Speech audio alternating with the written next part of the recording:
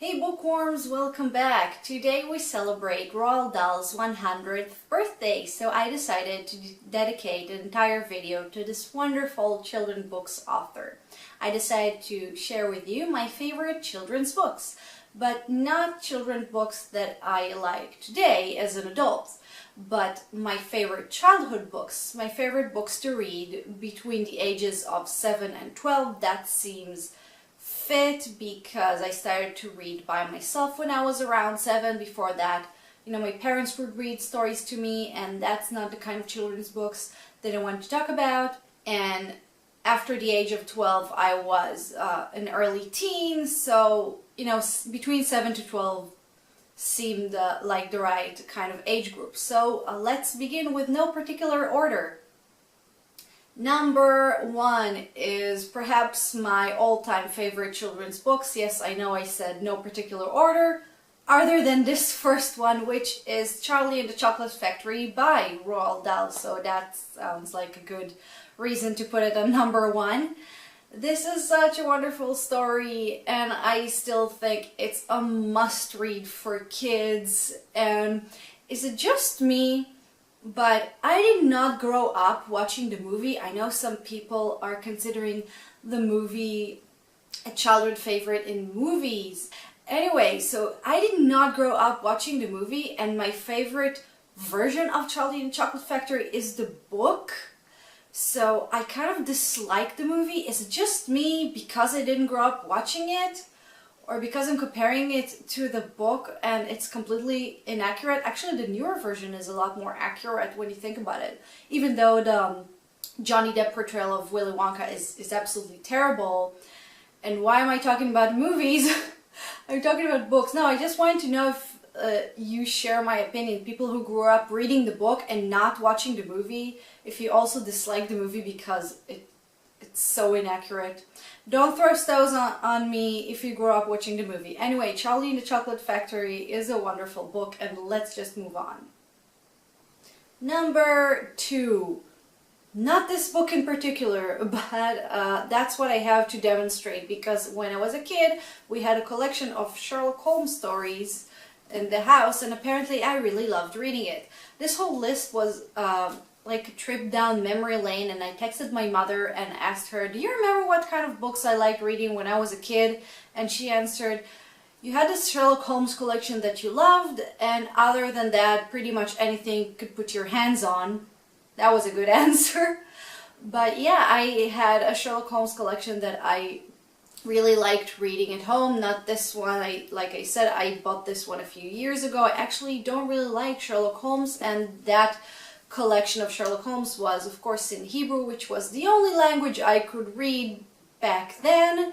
Anyway, I knew ever since I can remember that I loved detective books, and I actually remember some of the story that I had in that collection. And like I said, today I don't like Sherlock Holmes all that much, because when I started reading other kinds of detective books, I knew that I like those kind of books better, which leads me to number 3. Number 3, a series of books that I have actually no idea how it's called in English. I assume it's also called something like The Three Detectives. Like I said, I could only read in Hebrew between the ages of 7 and 12. My English was definitely not good enough, and in Hebrew the series is called The Three Detectives, and I have this one in German. They are crazy about this series in Germany. I was so surprised when I came here, because this is a very old series. I think it's from the 50s or 60s. It has Alfred Hitchcock here. The series is called either The Three Detectives or The Three Detectives and Alfred Hitchcock, because it kind of financed everything for them. So they're really crazy about the series here, and I found it on a library in Israel near where I lived, and it's about 3 kids who solve this kind of Scooby-Doo type mysteries. It always seems at the beginning like it's something supernatural, like a ghost, and then at the end it turns out to be a trick or an illusion, or just something that might seem like something supernatural but isn't. And it's pretty cool, and like I mentioned in the previous Sherlock Holmes entry, when I moved to different types of detective books, I realized that I like those a lot better than the Sherlock Holmes type, where you don't know anything and then Sherlock comes at the end and explain everything. I like better the type where you can actually follow the detectives and they don't know anything and find out clue and piece things together. So that's what I meant by this, and I actually start reading Agatha Christie a lot later, so she will not be included on this list, so let's move on. Number 4 is a classic that I unfortunately don't have with me to show you, and it's The Secret Garden by Frances Hodgson Burnett. And it's such a magical book. It's not a fantasy, but there's something so beautiful and magical about this book, about friendship and this beautiful garden, and I really need to get this book. I want to have it in my collection because the one that I used to read is either still at my parents' house or they gave it away to someone who might enjoy it. Number 5 is actually not really a children's book, but I remember really enjoying it. My aunt got it for me and I loved it and read it a few times. It's called Montezuma's Daughter by H. Rider Haggard.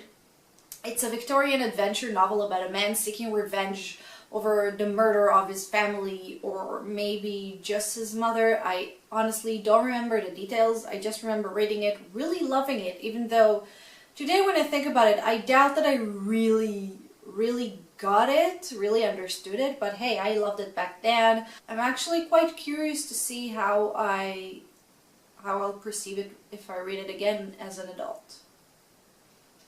Number 6 is the famous 20,000 Leagues Under the Sea, the only book by Jules Verne I've ever read, actually, even though I remember having Around the World in 80 Days at home, but I think the translation must have been a different one, because I remember trying to read Around the World in 80 Days and it was way too difficult, but 20,000 Leagues was fine. It just took me forever to read, but you know, it doesn't matter, and I really enjoyed it, and I should definitely read more Jules Verne. I mean, these are classics, right? Speaking of books that are not really for kids, but I like, number 7 is Three Men in a Boat by Jerome K. Jerome, that I loved. I found it hilarious, and it taught me a little bit about the geography and history of England, but I doubt that I actually understood it back then, but maybe I like to pretend that I understood and read books for adults. Come to think about it, I was also watching Beverly Hills and I didn't understand that, but pretended to. So, hey, I was 10, okay? Or 12, I don't remember. But anyway, Three Men in a Boat is hilarious, and once again, it's one of those books that got me thinking today as an adult, if I'll read it, I'll probably even enjoy it better. So another book for my list of to buy and to read again and to see how I like it today. Number 8, let's go back a little bit for books actually meant for kids. And this book actually appeared, I think, in 2 more lists that I made, but hey, that it fit. So let's talk about it again. It's The Neverending Story by Michael Ende, and I love it. I love it today as well. Obviously, this is in English, so it's not the version that I read as a kid. It was very important to me to buy it again and read it again. I still think it's a must for kids, and it's so magical and fantastic and amazing, and I'm hoping also to improve my German enough in order to be able to read it in the original one day. Number 9 is a first book in a series, but I didn't know at the time that it was a series. I read it in a standalone and only years later realized that it has sequels. It's called Charmed Life by Deanna Wayne Jones, who also wrote Howl's Moving Castle.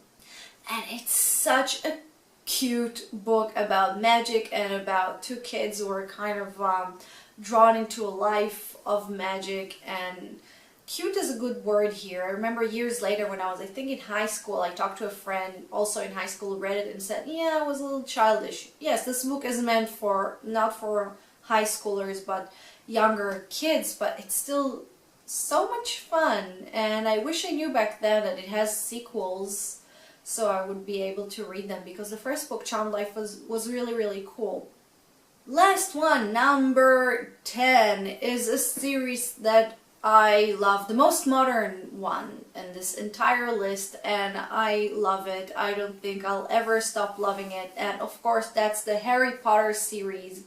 And when it just came out, I was at Harry's age for the first few books, so I think it's safe to say that until the age of 12 I read at least the first one, and I loved it. And another nice thing is that when I read it, it was just before the movies and just before it became such a massive, huge success.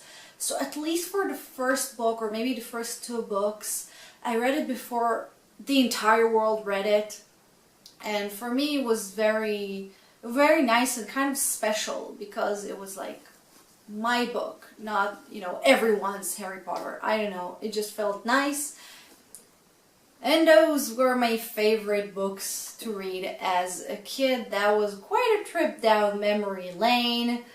And now I have a list of books that I should reread or repurchase. So that's nice. I need some more shelf space.